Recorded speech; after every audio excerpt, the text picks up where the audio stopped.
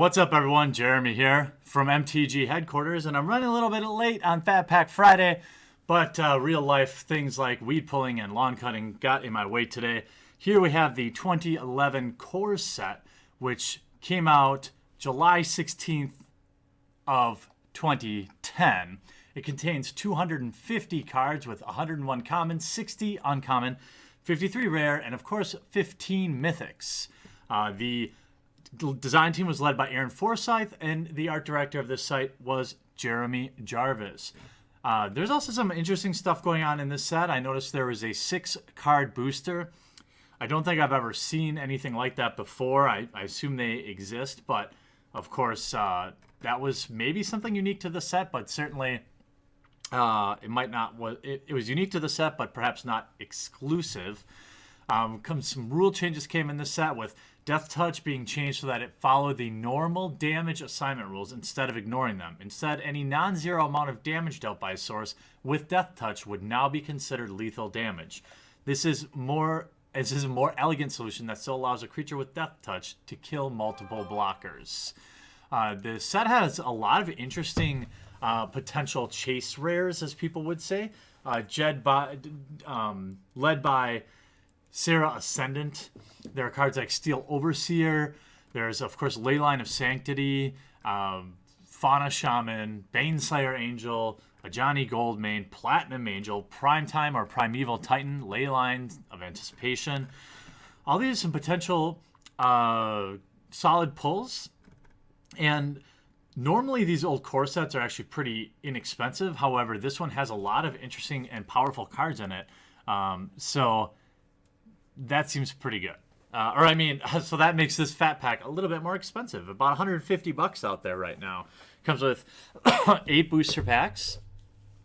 And all the typical stuff you would see in any other Fat Pack. At least current. Now they come with 9. I'm not sure if this one does come with the novel. So we've got the 8 packs plus the novel, which is what I'd like to see come back for Fat Packs, honestly. I think it's just so much better than an extra booster pack. I mean, but that's how I feel, and I would rather see them poll the audience and see how everyone else feels, because maybe it would upset a lot of people. So let's get this open. There's our player's guide. Let's see if I can... Oh. The glue on this one is not favorable. It's ripping. I try to keep these intact. Yeah, not too bad, I guess.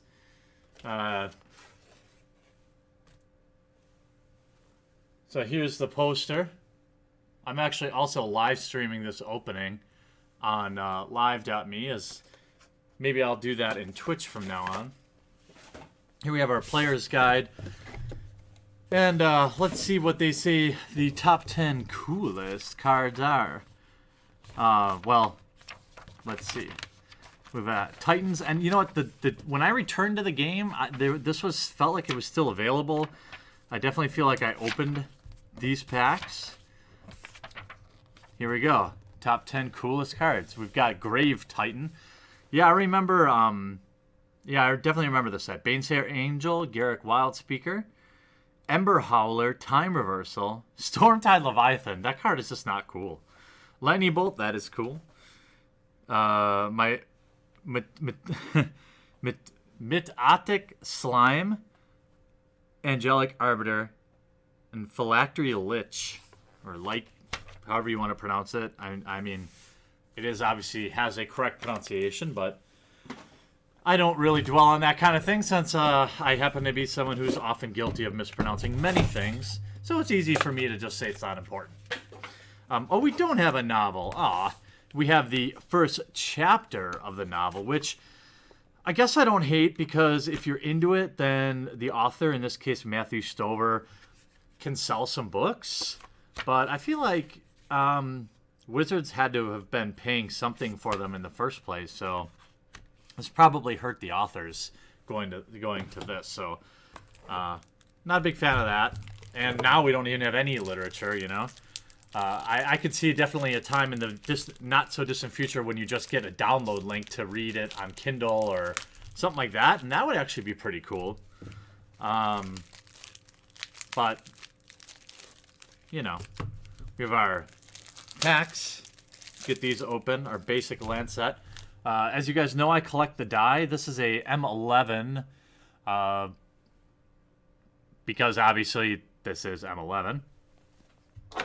They do differ each set. Here's one from, I think, Cons? I can't remember exactly. It looks like Cons, but it might not be. I bet you it's not Cons. I haven't filed it away yet. So let's get into the packs.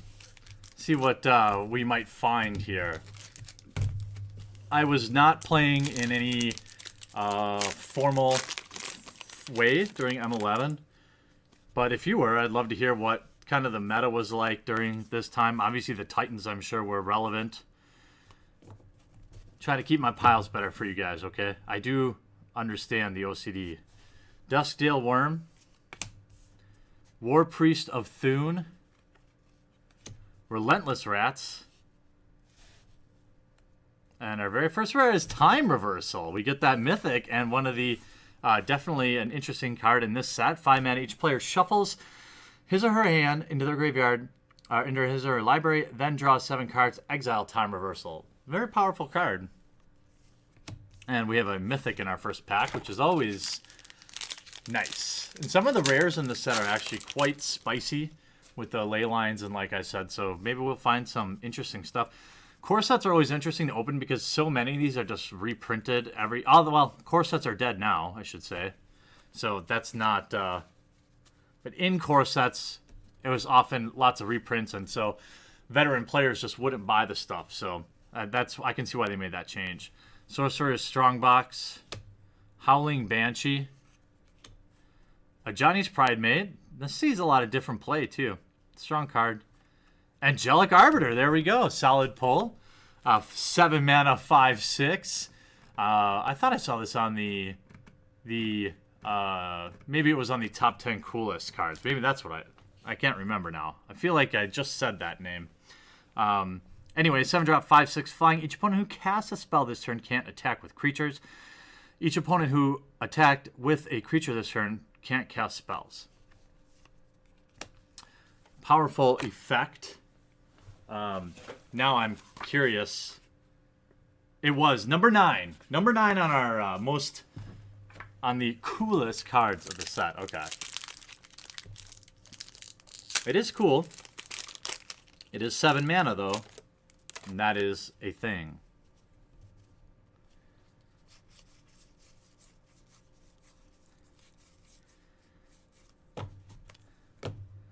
Gargoyle Sentinel. We have a card similar to this in Shadows over Innistrad right now. It's a little different with the flip taste and all that stuff, but I do like that. Fire Servant. Back to Nature. Solid. Destroy all enchantments. And Destructive Force. Each player sacrifices 5 lands, and it deals 5 damage to each creature. I don't know. What do you... Is that... See... I could see that... maybe an EDH. It's a 7-drop. Certainly land destruction is... people don't care for it. So I don't know if people play it in EDH. But it might be, if you've watched my EDH jerk moves video, maybe playing something like that would be... I mean, it's not Armageddon, but... Deathmark. Awakener Druid. Kraken's Eye. That's cool. Flavorful. And Clone. Classic card. 4 mana. You may have Clone enter the battlefield as a copy of any creature on the battlefield. Classic ability. Classic card. Classic cool.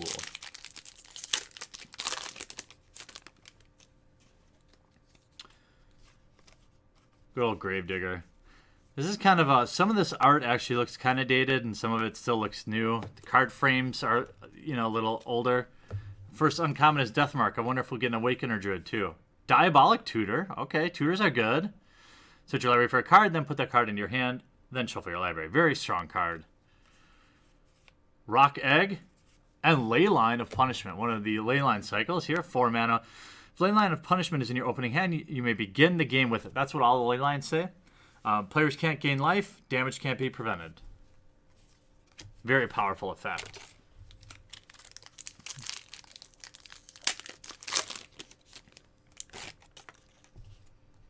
That's why I like Leyline of Sanctity kind of hoses burn spell, burn decks and stuff like that. Maybe we'll open one. That's the only one I've ever played against, but there are probably other ones that are played. Dustdale Worm. Warlord's Axe. Relentless Rats. That art is so cool. And another mythic. Demon of Death's Gate. 9 mana. You may pay 6 life, sacrifice 3 black creatures rather than pay his mana cost. Okay, okay. 9/9 Flying Trample seems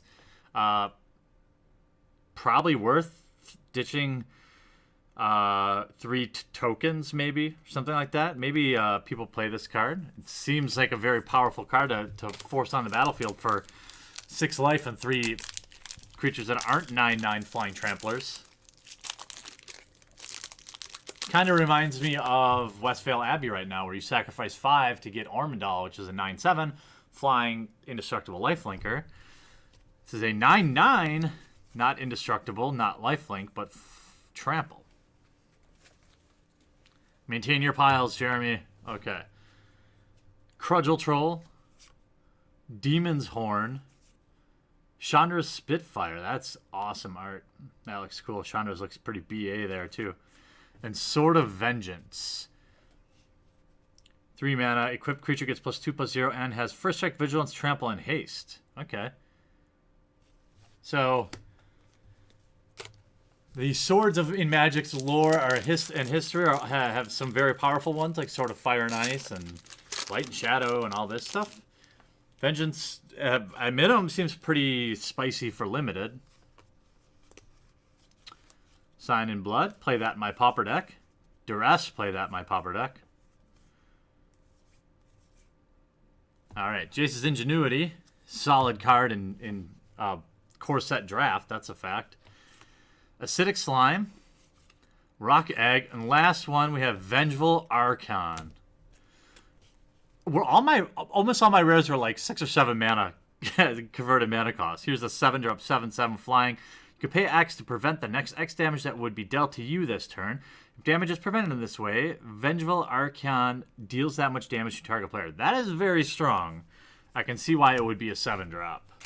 Well, that's interesting. So that's it for this week's edition of Fat Packs Through History. We're making our way through all the different types of every different Fat Pack that has ever been released, and I think we're just going to continue on to bundles in the future as they've now been renamed. I will call them fatter packs, though. I hope you guys enjoyed this video. Make sure you check out the whole playlist. We'll talk to you again real soon. What's up, and thanks for watching this video. I produce all different kinds of content, so if you haven't yet, click on my face to subscribe. If you want to watch more videos, I've got some sweet playlists, including this one, where I open up every Fat Pack ever created. I've also got this one over here where I open just about anything vintage and old and expensive for your enjoyment.